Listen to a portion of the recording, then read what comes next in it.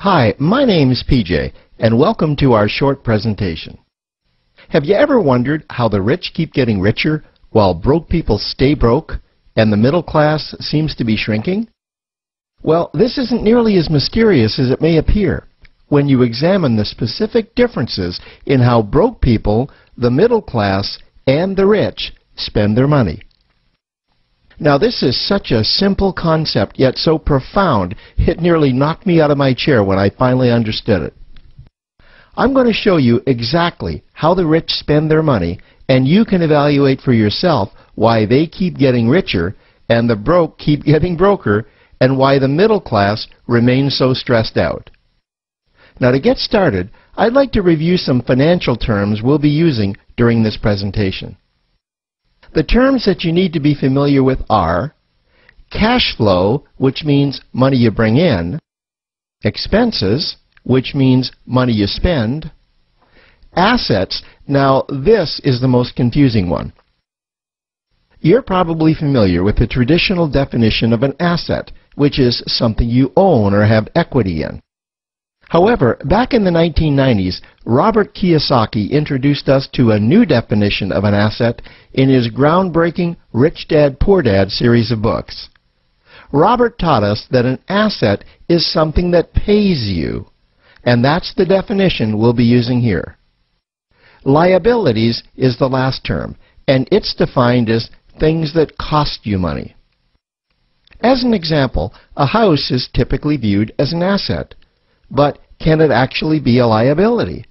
Yes. With our revised definition, anything that costs you money is a liability, not an asset.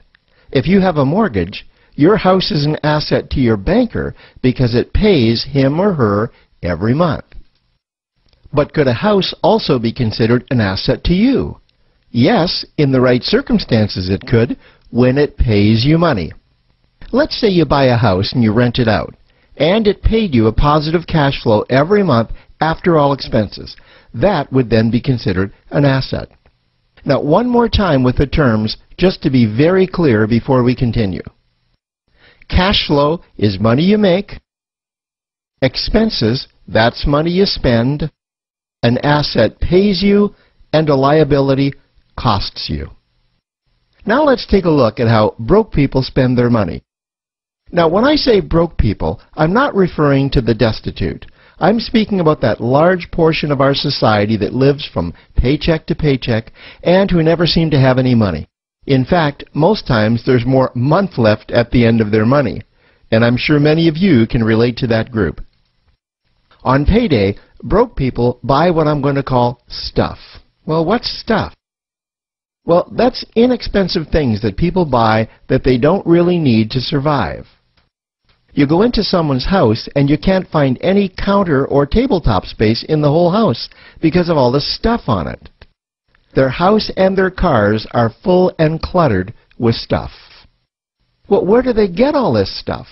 They buy it at the flea market, at the garage sale, at the dollar store, at the craft show. So cash flow comes in, and then it goes straight out the expense column to buy stuff. You see, broke people never really educate themselves on assets and liabilities. They justify buying all of this stuff by claiming that it costs so little. But over the years, it's all they ever have. The problem is their cash flow never produced or created more cash flow. Now, please understand, I'm not undermining or taking any shots at this or any group.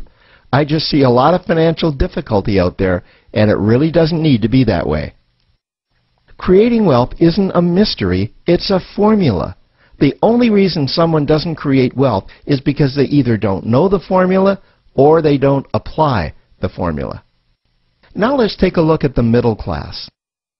The middle class is the group that society mistakenly thinks are rich. They're not. Yes, they typically earn a six-figure income, and many of them appear rich, but it's what they buy with their money that keeps them prisoners of the middle class. What they typically buy are liabilities. Remember the definition of a liability? Things that cost you.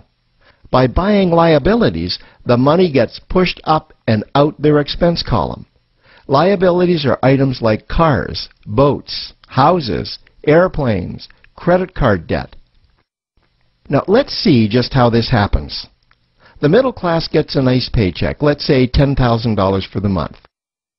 They then split that down the middle and they pay their monthly expenses with half, and with the other half they make a down payment on a new car.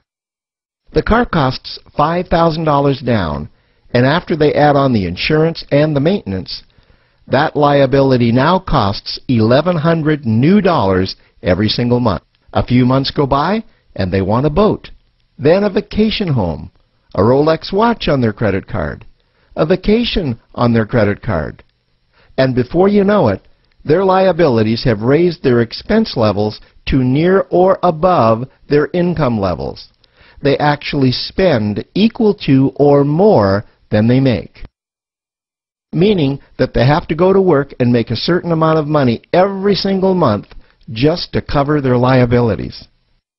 The other important issue with both broke people and the middle class is that normally all of their cash flow is dependent on their own effort. Meaning that they've educated themselves to exchange their knowledge and expertise for someone's money. Also, the money they earn is usually the highest taxed form of income. Here's an example. An attorney is knowledgeable about law, so people pay him or her in exchange for that knowledge on an hourly basis. The problem here is that if the attorney isn't sharing that knowledge with a client, then the attorney isn't making any money. This causes lots of stress and anxiety in their lives. And if you ever ask them to take an afternoon off to play golf with you, well, they very rarely can because of how much money it'll cost them to take that time off. On the surface, life's pretty good. The reality is that it's a roller coaster ride. That's the middle class. Now, I know this group very well because for a great deal of my adult life, that was me. Now let's take a look at how the rich people spend their money. Rich people acquire assets.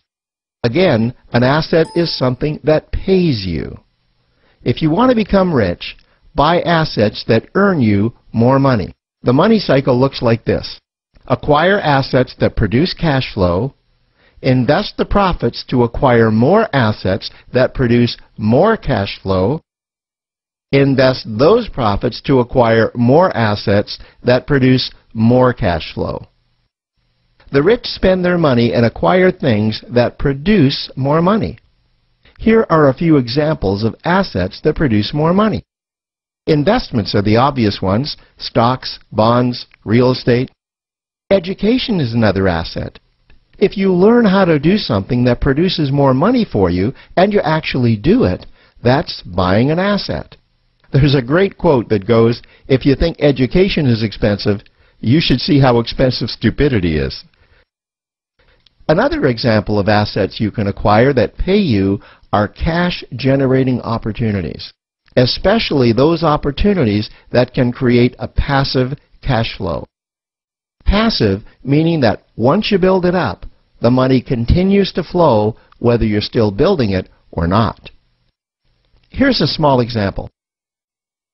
Let's suppose you bought a pinball machine and you put it in a barber shop, and you don't spend any of the profits. You save them until you can buy another pinball machine and put it in another barber shop. This, by the way, was Warren Buffett's first business. If you don't know who Warren Buffett is, he's one of the top 2 richest men in America. The rich are extremely eager to find those passive cash-generating opportunities because those opportunities continue to pay them month after month, year after year, long after they've stopped working the opportunity. You know, I see this happen again and again with successful entrepreneurs. They find a passive cash flow stream that they build up, and it continues to pay them month after month, year after year. They then take those profits and multiply them in another passive cash-generating opportunity, and then again in another. In conclusion, here's what I've learned over the years. You can't find these passive cash-generating opportunities unless you're open to hearing about them. Then, once you find them, you must be willing to see what fits you and then act. Now, the reason I say this is that I once answered a hokey little ad that I ended up generating 7 figures from, simply because I answered that ad and then took action. These opportunities are out there. You just need to find them. You also must be opportunistic enough that when the right situation does present itself, you don't miss it. So remember, broke people buy stuff, the middle class buy liabilities, and the rich acquire assets, preferably cash-generating opportunities that can create passive cash flow. They then take that cash flow and invest it in another asset that produces more cash flow. That's the wealth creation formula. Now, I trust you found this introductory information helpful. Now, to learn about one of the greatest cash-generating machines on the planet, click on the link below to proceed to step 2.